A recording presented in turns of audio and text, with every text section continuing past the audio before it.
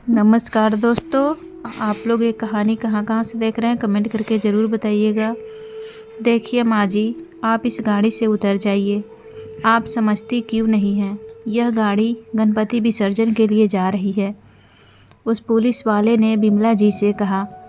बिमला जी बोली, नहीं बेटा, यह मेरे बेटे की गाड़ी है। वह हम सबको गणपति विसर्जन करने के बाद घुमाने लेकर जाएगा।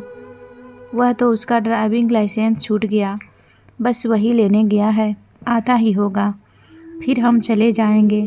तुझे पता है बेटा, मेरे बेटे ने अपनी माँ को बाहर घूमने ले जाने के लिए अपने ऑफिस से पूरे 1 हफ्ते की छुट्टी ली है। बिमला जी ने उस पुलिस वाले से कहा और फिर किसी छोटे बच्चों की तरह अपने बेटे बहू के इंतज़ार में चारों तरफ उम्मीद भरी नज़रों से देखने लगी। पिछले 5 घंटे से उनकी बूढ़ी निगाहें बस अपने बहू बेटे को देख रही थी। पुलिस वाले उन्हें समझाने की कोशिश की, मगर वह नहीं मानी।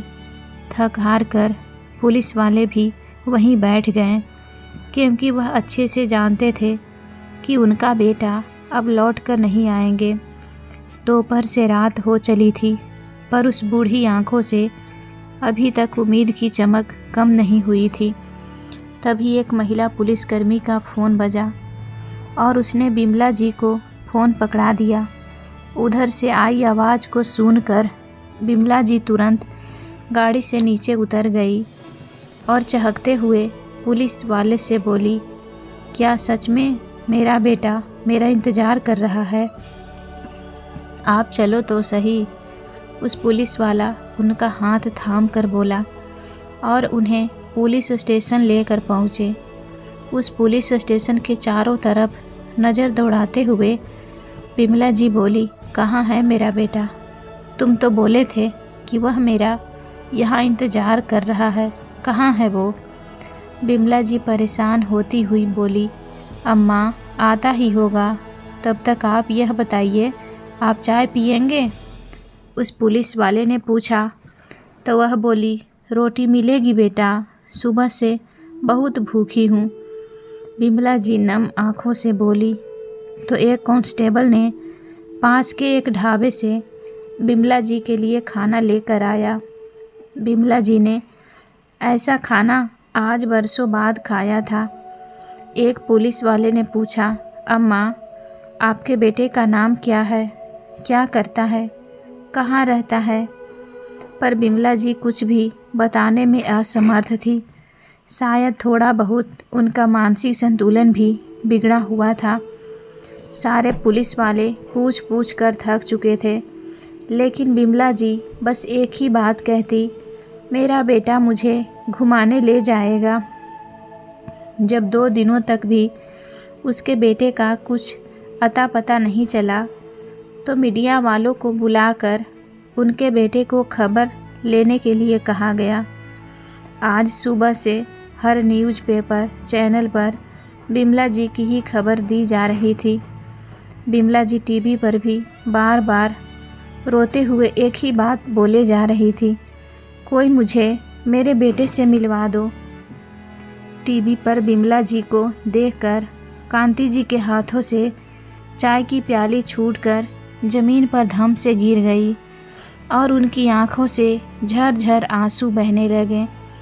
वह तुरंत ही गाड़ी पकड़कर पुलिस स्टेशन पहुंची तो कांति जी ने बिमला जी को गले से लगा लिया और रोने लगी। एक पुलिस वाले ने पूछा, कौन है मैडम आप क्या इनको जानती हैं? कांति जी कुछ नहीं बोली। हमेशा अपनी बातों से सबके चेहरे पर मुस्कान लाने वाली बिमला जी की हालत यह कैसे हो गई? यही सोचकर कांति जी अभी तक हैरान थी। उन्हें आज भी याद है जब वह पहली बार शर्मा परिवार की बहू बनने जा रही थी, तो शादी के दिन जैसे तैसे नज़दीक आ रहे थे, वैसे वैसे बिमला जी का मन बहुत घबरा रहा था।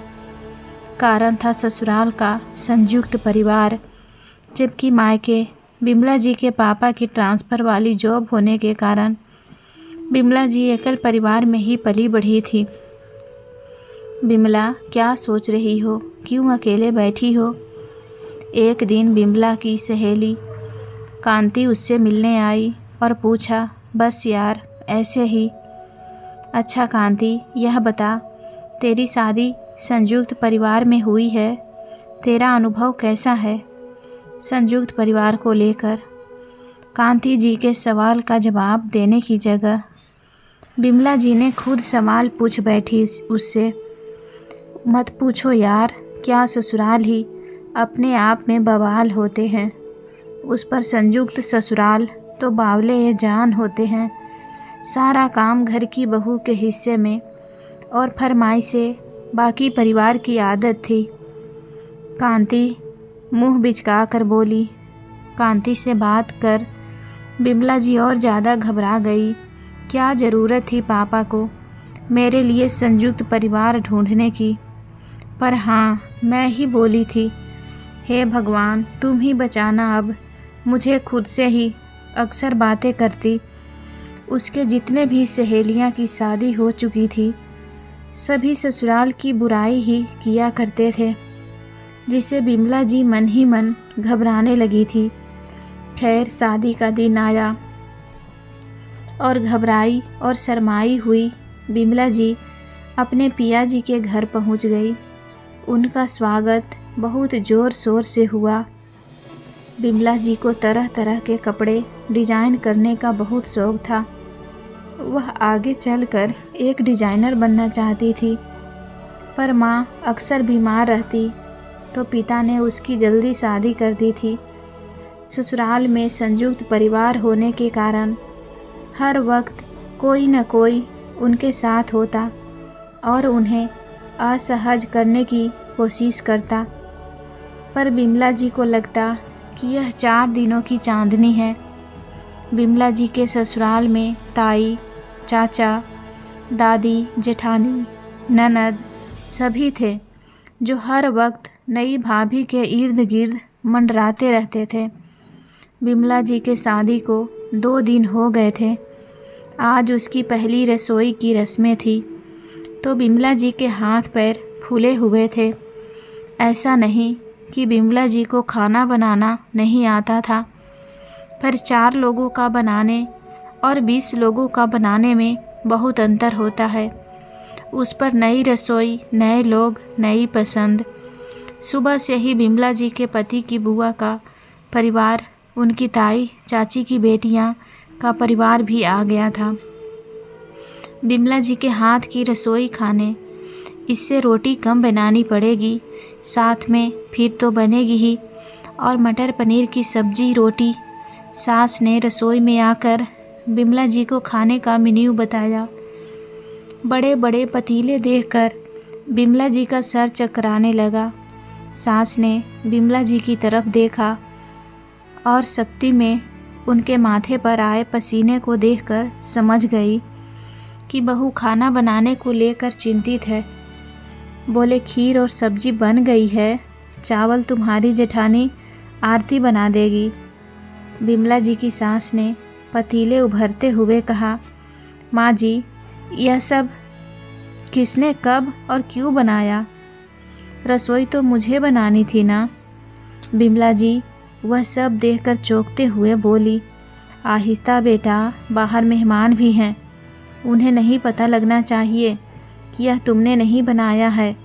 यह सब हम लोगों ने 4 बजे सुबह उठकर ही बना दिया था। तभी रसोई में ताई जी चाचा जी के साथ आते हुए बोली, चलो तुम फटाफट साड़ी का पल्ला दबाओ और लग जाओ काम पर।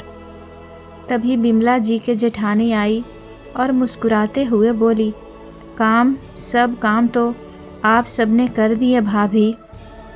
बिमला जी नम आँखों से बोली, ससुराल ऐसा होता है, यह तो उसे अंदाज़ा भी नहीं था। हाँ तो बनाया हमने है, पर लोगों को यह लगना चाहिए कि तुमने बनाया है, तो थोड़ा थकी हुई अस्त व्यस्ती तो लगनी चाहिए ना हमारी देवरानी। बिमला जी के जेठानी मुस्कुराते हुए उसका पल्लू साइड में ठूस दी और उसके बाल थोड़े बिखेरते हुए बोली, बिमला बहू, खाने में क्या क्या बना रही हो? तभी बुआ सास रसोई में आते हुए बोली, जी बहू तो सुबह जल्दी उठकर ही तैयारी कर दी सारी। अब तो बस रोटियां बनानी बाकी है, उसमें हम थोड़ी मदद कर देंगे, बेचारी थक गई होगी। ताई जी बुआ से बोली, हाँ यह तो है, पर लगता है तुम्हें सर्वगुण संपन्न बहू मिल गई है, जो इतनी सुबह उठकर रसोई में लग गई। खैर बिमला जी रोटियां करी करी बनाना जरा। बुआ जी बोली और बिमला जी और उनके जेठानी को छोड़ बाकी सब बाहर आ गए। बिमला जी के जेठानी चावल भी बना चुकी थी, तो बनाते खाना लगा दिया गया। सारे काम निपट गए और सबने खाने की तारीफ करते हुए बिमला जी को उपहार भी दिए। बिमला बेटा, तुम्हारी रोटी बनाने का नहीं, एक मेहमानों के जाने के बाद दादी सास ने कहा, और सब उन्हें नेक देने लगे थे। पर दादी जी, खाना तो मैंने नहीं बनाया, वह तो माँ जी, चाची जी, ताई जी और भाभी ने बनाया, फिर नेक पर मेरा हक कैसा? बिमला जी ने कहा, बेटा खाना हम सब ने बनाया, क्योंकि यह हम सबका परिवार है और तुम इस परिवार की नई सदस्य हो। हमें पता है तुम एकल परिवार की हो और हमारा यह परिवार इतना विशाल है, तुम पर आते बोझ डाल देते तो यह परिवार तुम्हारे लिए बोझ बन जाता। रही नेक की बात, यह तुम्हारा हक है। ताई जी मुस्कुराते हुए बिमला जी के सिर पर हाथ फेरते हुए बोली, सच ताई जी, परिवार ऐसा होता है, मुझे तो पता ही नहीं था। मैं तो डरती थी कि ससुराल में संयुक्त परिवार में कैसे एडजस्ट करूंगी। सहेलियों के ससुराल के बारे में वैसे भी इतनी नकारात्मक बातें सुनी थी, पर आप सबने तो हमें प्यार से एडजस्ट शब्द ही निकाल दिया और मुझे ऐसे अपना लिया जैसे मैं यहीं की हूँ। बिमला जी आंखों में आंसू भरते हुए बोली थी, तुम यहाँ की थी नहीं, पर अब यहीं की हो तुम बेटा, और परिवार का सही मतलब यही होता है, एक दूसरे के साथ कदम से कदम मिलाना, तभी तो वह जुड़ा रहता है। एक दूसरे का फूल जब प्यार के धागों में पिरोया जाता है तभी माला बनती है, धागा टूटते ही माला बिखर जाती है। बस तुम भी इस माला को कभी टूटने मत देना बेटा, सबको प्यार से अपनाना और सबका प्यार पाना। दादी सास बिमला जी के आंसू पोंछते हुए बोली कि दादी, जिस माला को एक एक फूल इतना प्यारा हो, उसे कौन तोड़ना चाहेगा। बिमला जी दादी के गले लगाती हुई बोली थी, चलो चलो अब सब रेडी हो जाओ, ताऊ जी हमें आइसक्रीम खिलाने ले जा रहे हैं। तभी बिमला जी की ननद वहां आकर बोली, अरे तेरे ताऊ को सर्दी में आइसक्रीम की क्या सूझी। दादी बोली, दादी नहीं, भाभी को आइसक्रीम बहुत पसंद है, तो यह उनके लिए ट्रीट है, तो हम सब बच्चे तो जाएंगे ही।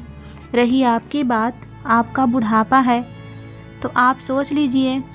तभी बिमला जी की ननद दादी को छेड़ते हुए बोली और जानबूझकर आखिर वाक्य अधूरा छोड़ दिया, बूढ़ी होगी तेरी माँ, मैं क्यों होऊंगी, मैं तो आइसक्रीम खाऊंगी और आज तो बिमला की पसंद की खाऊंगी।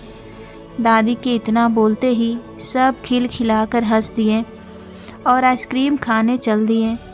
बिमला जी कुछ दिनों में उस परिवार में ऐसे रच गई थी जैसे वह उन लोगों को बचपन से जानती हो। अगर तीज त्योहार पर मायके जाने की बात आती तो बिमला जी ससुराल से मायके रोते हुए जाती और जाते जाते सबको रुला जाती थी। बिमला जी के पति को अपना ही परिवार से झूठ मूठ के चंदे रहते, क्योंकि उन्हें बिमला जी के साथ ज़्यादा वक्त बिताने को नहीं मिलता था। पूरे दिन कोई न कोई उनके साथ ही रहता था और रात में तो पूरा परिवार एक साथ बैठ आधी रात तक हंसती थी, होलिका में लगा रहता था। बिमला जी कभी दादी माँ की पुरानी बातों में मसरूफ़ हो जाती तो कभी माँ के बालों की तेल मालिश में लग जाती। यह सब देखकर बेचारे बिमला जी के पति अंदर ही अंदर जल भून रह जाते और कभी गुस्से में वह बिमला जी को कुछ कहना चाहते तो दादी माँ पापा सब बिमला जी की तरफ से मैदान में उतर जाते थे। यह सब देखकर बिमला जी के पति हमेशा चिढ़ जाते थे, लेकिन अंदर से खुश थे कि कैसे एकल परिवार से आई बिमला जी ने उसके परिवार को अपने प्यार के एक धागे में पिरो कर रखा था। वक्त अपनी रफ्तार से चल रहा था। इन 5 सालों में बिमला जी 3 बेटों की माँ बन चुकी थी। जब उनको पहली बार 2 जुड़वा बेटे हुए थे तो जैसे पूरे घर में खुशियाँ ही बढ़ गई थी। पूरे दिन घर में धमाल चौकड़ी मची रहती। सब लोग बच्चों के जन्म होते ही सब बच्चे बन गए थे और बिमला जी को उनकी दादी सास ने 3 महीने तक ज़मीन पर पैर नहीं रखने दिया। एक बच्चे की तरह बिमला जी की सास और दादी सास उसका ख्याल रखती। बिमला जी को ज़्यादा परेशानी ना हो इसीलिए उनकी दादी सास बच्चों को फीडिंग कराने के बाद दोनों पोतों को ज़्यादातर अपने पास ही रखती थी। वक्त बीता, समय के साथ साथ एक एक करके सबका साथ छूटता चला गया। पहले दादा दादी सास और फिर ससुर जी भी इस दुनिया को अलविदा कह गए। ननद भी अपने घर की हो गई थी। चाचा ताई सास अपने बेटे बहू के साथ दूसरे शहर में चले गए थे। बेचारी बिमला जी की सास भी कब तक उनके साथ निभाती। एक दिन वह भी इस दुनिया को छोड़कर अलविदा कह गई तो बच्चों के पालन पोषण के लिए उन्होंने सिलाई का काम शुरू किया।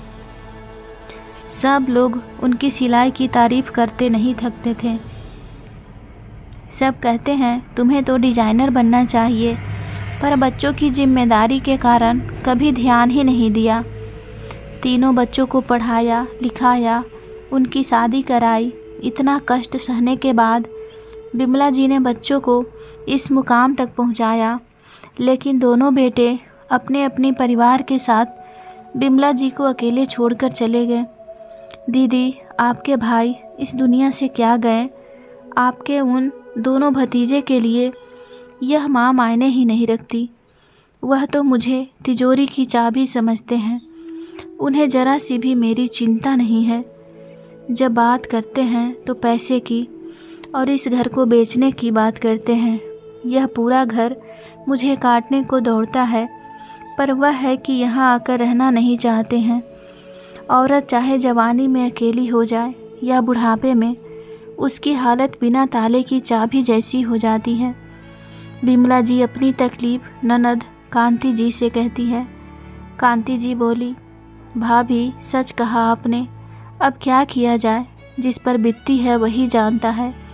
आपके पास कम से कम आपका छोटा बेटा संदीप तो है, पर मेरे पास तो वह भी नहीं है। भाभी मेरे साथ भी कुछ ऐसा ही हो रहा है, पर वह तो भला हो भगवान और पंचायत का कि मेरे सर से छत नहीं छीनी गई, पर दोनों बेटे ने तो कोई कसर ही नहीं छोड़ी थी। आखिरकार मुझे दूसरे शहर की ज़मीन उनके हिस्से में लिखनी ही पड़ी। पर भाभी, आपके तो 2 बेटे हैं, आपके साथ रखने के लिए तैयार हैं, फिर आप जाते क्यों नहीं? बिमला जी बोले, जी आपको लगता है कि मैं उन लोगों के साथ रह पाऊंगी जो मेरे साथ साल में बस 1 हफ्ता बिताते हैं? उनके साथ पूरी ज़िंदगी काट पाऊंगी? अरे मैं तो अपनी बहू से अपने पड़ोसियों की पसंद और नापसंद के बारे में जानती हूँ। फिर आप ही सोचिए, मैं वहाँ उतने भीड़ भाड़ वाले शहर में उन लोगों के साथ कैसे रह पाऊँगी? कांति जी बोली, भाभी एक बार कोशिश करके तो देखिए। हाँ, बस यह ज़रूर ध्यान रखिएगा कि अपनी आँख और कान खुले रखिएगा। जैसे हम शादी के बाद अपनी बेटियों को नए घर में भेजते हैं तो समझौता करने की सीख देते हैं, वैसे ही बुढ़ापे में एक माँ को भी सीख चाहिए होती है। तो आप भी थोड़ी कोशिश करके देखिए, और अगर आपको लगे कि आप वहाँ नहीं रह सकती तो वापस चली आइएगा मेरे पास। अगर समर्थ होता तो मैं आपको खुद को इन सब परेशानियों से दूर लेकर घर में रहती, क्या कहूँ, कभी कभी तो जी करता है वृद्धाश्रम चली जाऊँ, कम से कम इज्जत की 2 रोटी तो मिलेगी। इतना कहकर कांति जी रोने लगी और फ़ोन रख दी। कुछ दिनों बाद बिमला जी को बड़े बेटे पंकज का फ़ोन आया और बोले, माँ, आप हमें भी तो कह सकती थी कि आपका वहाँ मन नहीं लग रहा है, फिर बुआ जी से हमारी शिकायत करने की क्या ज़रूरत थी। हम तो आपको कब से कह रहे हैं कि हमारे पास मुंबई आ जाइए रहने के लिए, पर आप हैं कि मानते ही नहीं हैं। मैं आपकी टिकट करवा कर भेज रहा हूँ और संदीप से कह देता हूँ कि वह आपको गाड़ी पर बैठा देगा। इतना कहकर बेटे ने फ़ोन रख दिया। बिमला जी सोची थी कि एक बार कोशिश करके देखती हूँ, अगर थोड़ा सा समझौता करने से मेरा बुढ़ापा चैन से कट जाए तो थोड़ी तकलीफ़ सह लूँगी। तभी उन्होंने टीवी पर एक न्यूज़ देखा कि कैसे एक बूढ़ी माँ को बेटा अपने साथ ले गया और सब कुछ अपने नाम करवाकर वृद्धा आश्रम छोड़ आया। तो वह बूढ़ी माता टीवी पर रो रो कर कह रही थी कि नमक रोटी अपने घर पर खा लेना, पर कभी अपने बेटों पर भरोसा मत करना। शहर के बच्चों के मौसम की तरह बदल जाते हैं। यह बड़े शहर में रहने वाले बेटे माँ को माँ नहीं, तिजोरी की चाबी समझते हैं। बस फिर क्या था, जो थोड़ा बिमला जी का मन बदला था वह बिल्कुल ख़त्म हो गया और उन्हें बेटे को फ़ोन करके मना कर दिया। बिमला जी का बड़ा बेटा मुंबई में बैंकिंग क्षेत्र में कार्यरत है और अपने घर मुंगेर नहीं आना चाहता है। माँ को एक बार फिर से मनाने की पंकज ने कोशिश की, पर हर बार की तरह फ़ोन पर माँ को ही कहता, बाप रे बाप, मुंबई जैसे मेट्रो सिटी में रहने के बाद वहाँ कौन आएगा। आप मुंगेर वाला घर बेचकर यहाँ मेरे पास आ जाओ। बैंक में पैसे पड़े रहेंगे और आपके बैंक में रखे पैसों का बस खाते रहना। मैं फालतू में वहाँ के घर को रख कर पैसे बर्बाद कर रही हो। बिमला जी बोली, ना बेटा ना, ऐसी कैसे तेरे पापा की प्रॉपर्टी को बेच बाच कर चली जाऊँ। इस घर में तुम दोनों की बचपन बीता है और फिर उनकी यादें भी तो है। कितने साल हमने इस घर में बिताए। वैसे भी यहाँ संदीप के रहते कोई कमी नहीं है, हर चीज़ तो यहाँ मिल जाती है। बस तुम लोग 3-4 महीने में आते जाते रहो तो मुझे कोई तकलीफ़ नहीं है। फिर तुम बाहर हो या कहीं और, बस खुश रहो। बिमला जी का मंझला बेटा भानु बेंगलुरु में सॉफ्टवेयर इंजीनियर है। वह भी यही बात कहता।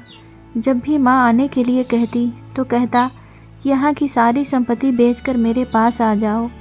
यहाँ रहने पर आपको पता चलेगा कि इसे स्वर्ग कहते हैं और मुंगेर को नरक कहते हैं। एक बार यहाँ रह लोगी तो फिर दोबारा जाने की इच्छा नहीं होगी। दोनों ने निराश होकर बिमला जी बस अपने छोटे बेटे संदीप से उम्मीद रखी थी, क्योंकि छोटा बेटा उनके साथ ही रहता था और वह सीधा साधा जीवन जीता था। आज बिमला जी को उसके लिए एक लड़की देखने जाना था। अपने बेटे के लिए बिल्कुल उसके जैसी सीधी साधी मीरा को बिमला जी ने पसंद किया और अपनी बहू बना लाई। भाभी की शादी में दोनों भाई परिवार के साथ हैं। शादी का कार्यक्रम आयोजित होने के दूसरे दिन दोनों बेटे अपने अपने परिवार के साथ अपने अपने शहर लौटने लगे और भाई से बोले, तुम अपने लिए यहीं आसपास में कोई छोटा सा घर क्यों नहीं देख लेते हो। तुम्हारे रहते मैं यह घर बेचने नहीं देगी। वह बार बार संदीप पर दबाव बना रही थी तो संदीप बोला, भैया मैं आपको पहले भी कह चुका हूँ, मैं इसमें कुछ नहीं कर सकता हूँ। माँ का फैसला आखिरी फैसला होगा।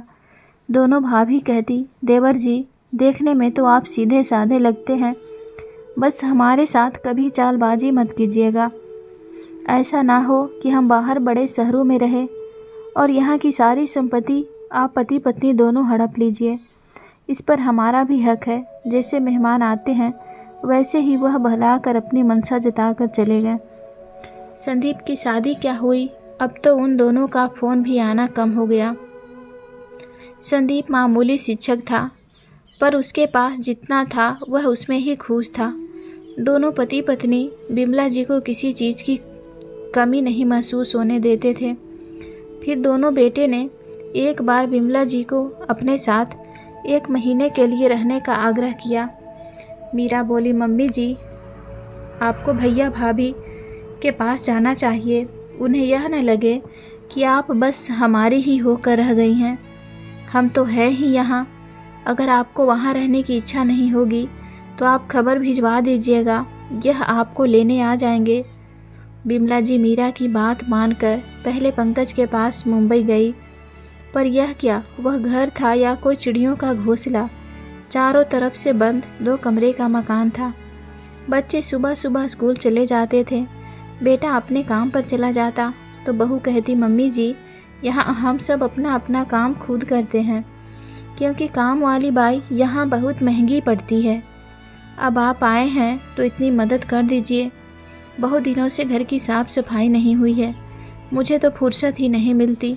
आप पूरे दिन घर में बैठकर क्या करेंगे, तो हमारे आने तक घर की सफाई कर दीजिए, फिर खाना बना कर रखिएगा। हाँ, मैं बाहर से ताला लगा कर जाती हूँ। अब क्या भरोसा, अगर आप सो गए और पीछे से कोई आकर पूरा घर खाली कर गया तो हम तो बर्बाद ही हो जाएंगे। बेचारी बिमला जी हाँ में सर हिला दी। पर कुछ घंटे बाद मीरा का फ़ोन आया। मम्मी जी कैसी हैं, क्या कर रही हैं? आपको पता है बुआ जी का फ़ोन आया था, आपके बारे में पूछ रही थी। जब बिमला जी ने सारी बात बताई तो मीरा को यह जानकर बहुत बुरा लगा कि इतने दिनों से बहू उन्हें अपने पास बुला रहे थे और आज माँ के लिए उनके पास वक्त नहीं है, और तो और उनसे घर का काम करवाया जा रहा है। मीरा ने कहा, कोई बात नहीं मम्मी जी, अपने घर का काम करने में कैसी शर्म। बिमला जी बोली, इसका मतलब जब लौट कर मुंगेर आऊँगी तो क्या मुझे भी वहाँ घर का काम करना पड़ेगा? मीरा हंस कर बोली, अरे नहीं नहीं मम्मी जी, घर के काम करने के लिए मैं हूँ ना। अब मैं वहाँ के मामलों में क्या ही कर सकती हूँ। अगर अब तो यह रोज़ की बात हो गई थी। बिमला जी घर का सारा काम करती, फिर खाना बना कर रखती थी। शाम को बेटे बहू आते, खाना खाकर अपने अपने कमरे में चले जाते। बच्चे भी कभी दादी के पास आकर बैठते नहीं थे, और ना ही बेटे को फुर्सत थी कि वह माँ से 2 बातें कर सके। और फिर बहू अगले दिन का सारा काम उन्हें समझाती। घर से निकलने की तो बात ही दूर है। वह तो अगल बगल वालों को भी अभी तक नहीं देखी थी, तो उनका मन वहाँ नहीं लग रहा था। देखते देखते 15 दिन बीत गए। बिमला जी पंकज से बोली, बेटा पंकज, तू मेरे वापस जाने का टिकट करवा दो। मैं यहाँ नहीं रह सकती, मुझे यहाँ घुटन होती है। ना तो तुम लोग घर में रहते हो, ना किसी का आना जाना होता है, और ना तुम लोगों के पास फुर्सत है। मैं तो स्वच्छ छाँव के लिए भी तरस जाती हूँ, और फिर इस उम्र में घर का काम मुझसे नहीं हो पाता। बड़ा शहर तुम्हें मुबारक हो, मेरा मुंगेर मुझे अपनेपन का एहसास देता है। नाराज बेटा बोला, माँ अब जा रही हो तो फिर आने का नाम मत लेना, आने जाने में भी पैसे लगते हैं। बहू बोली, आप भी हद करती हैं मम्मी जी, थोड़ा सा घर का काम क्या कर ली, आप तो सुनाने लगी। अब क्या किया जाए पंकज, मेढक को जब खुली जगह पर रख दो तो वहाँ का वातावरण पसंद नहीं आता। तुम्हारी माँ की भी हालत उस कुएं की मेढक जैसी हो गई है। बिमला जी बोली, बहू बड़े शहर में आकर क्या रिश्ते बदल जाते हैं? क्या बेटे के लिए माँ का प्यार बदल जाता है, या बहू के लिए अपनी सास की इज्जत बदल जाती है? यह शहर तुम्हें ही मुबारक हो, बस मेरे जाने का टिकट करवा दो।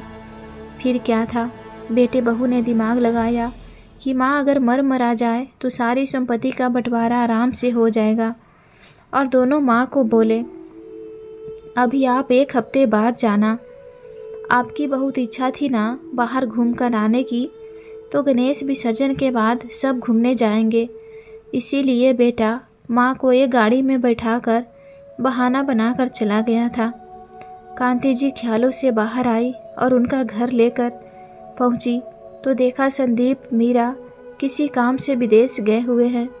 उन्होंने संदीप को फ़ोन करके तुरंत घर आने को कहा।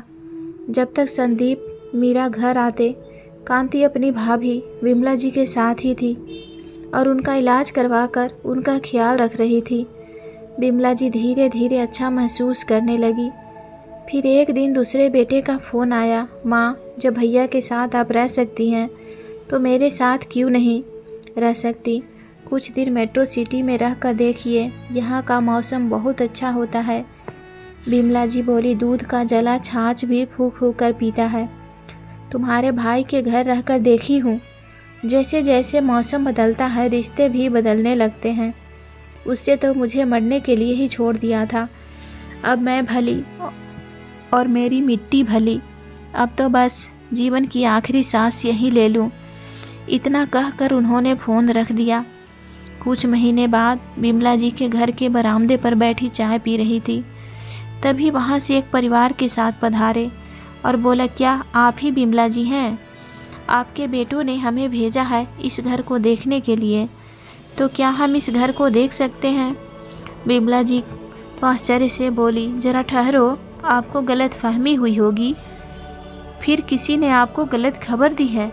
यह घर बिकाऊ नहीं है, अभी मैं जीवित हूँ, मेरे जीते जी यह घर नहीं बिकेगा और मेरा बेटा अभी घर पर नहीं है, इसलिए आप घर नहीं देख सकते। वैसे भी यह एक मकान नहीं बल्कि मेरे पति द्वारा मुझे अनमोल उपहार मिला है, जिसे बड़े ही शौक से मेरे पति ने बनवाया था। तो आप जाइए। आगंतुक बोला, माता जी घर तो हम हर रोज़ बनाता है, फिर एक न एक दिन उसे बेच ही देता है। अगर आप चाहती हैं तो मैं आपको सारे पैसे कैश में देने को तैयार हूँ। आप कहेंगे तो मैं कल के ही कल पेमेंट कर दूँगा, बस एक बार मुझे घर तो देखने दीजिए। तभी मीरा अंदर से आई और बोली, आपको एक बार में बात समझ में नहीं आ रही है। जब मेरी सासू माँ ने कह दिया कि यह मकान नहीं बेचना है तो नहीं बेचना है। आप कृपया यहाँ से चले जाइए। हमारे घर में मेहमानों के साथ बड़ी अदब से पेश आते हैं। माँ, आपने उस आदमी को घर क्यों नहीं देखने दिया? और मीरा कौन होती है उसे वहाँ से भगाने वाली? हम कह रहे हैं उस घर को बेच दीजिए और हमारा हिस्सा हमें दे दीजिए।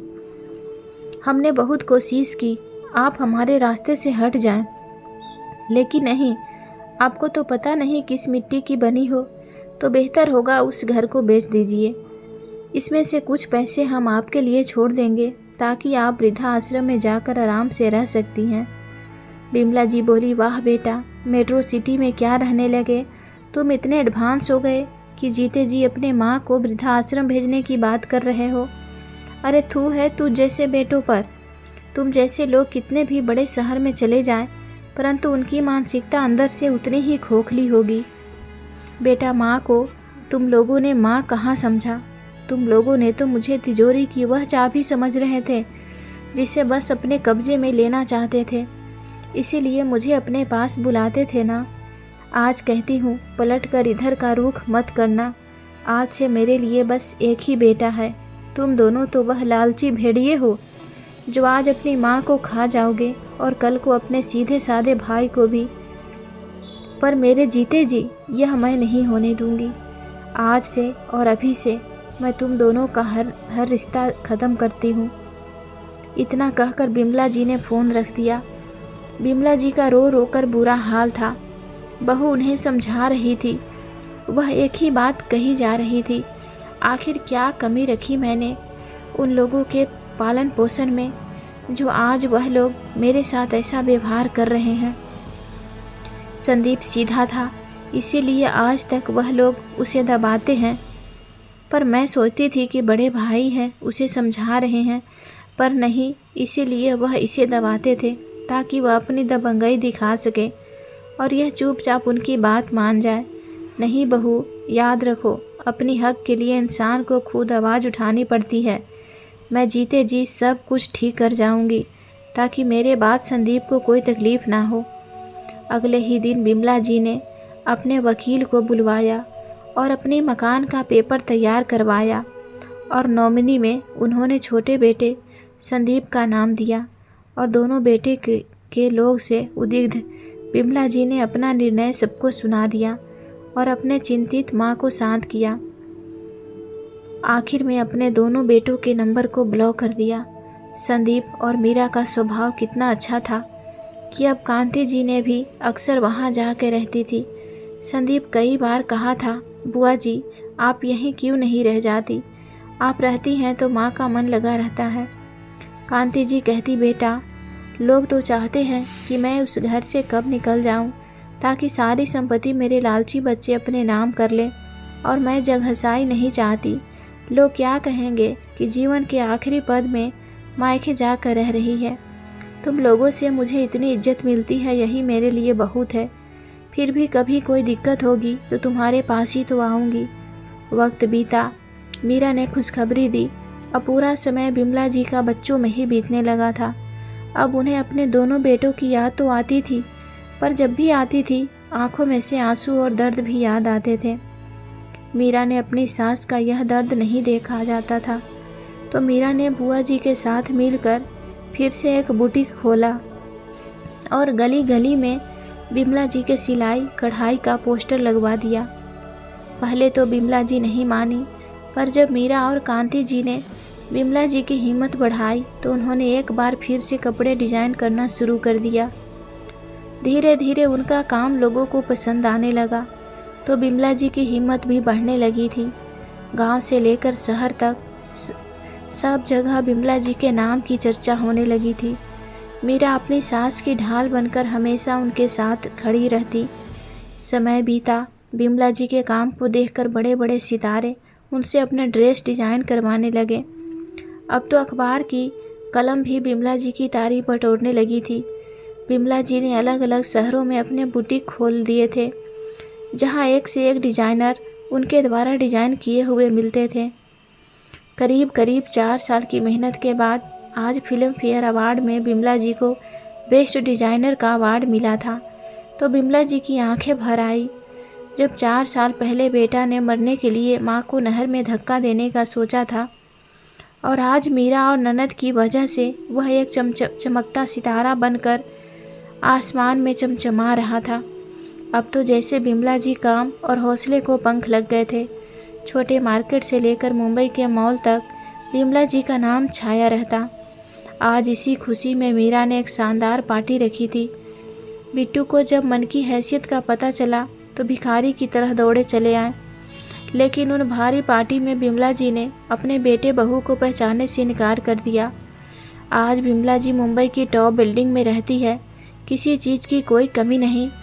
आज उन्हें बेटे जब माँ का नाम अखबार या उनका टीवी पर इंटरव्यू देखा तो हाथ मल कर रह जाते। आज उन्हें एहसास हुआ कि उन्होंने अपनी माँ के साथ कैसा व्यवहार किया था। दोस्तों, इस कहानी के बारे में आपकी क्या राय है, कमेंट बॉक्स में ज़रूर बताइएगा, और यह कठोर फैसला लेकर बिमला जी ने सही किया या गलत ज़रूर बताएं। कहानी को देखने और सुनने के लिए धन्यवाद।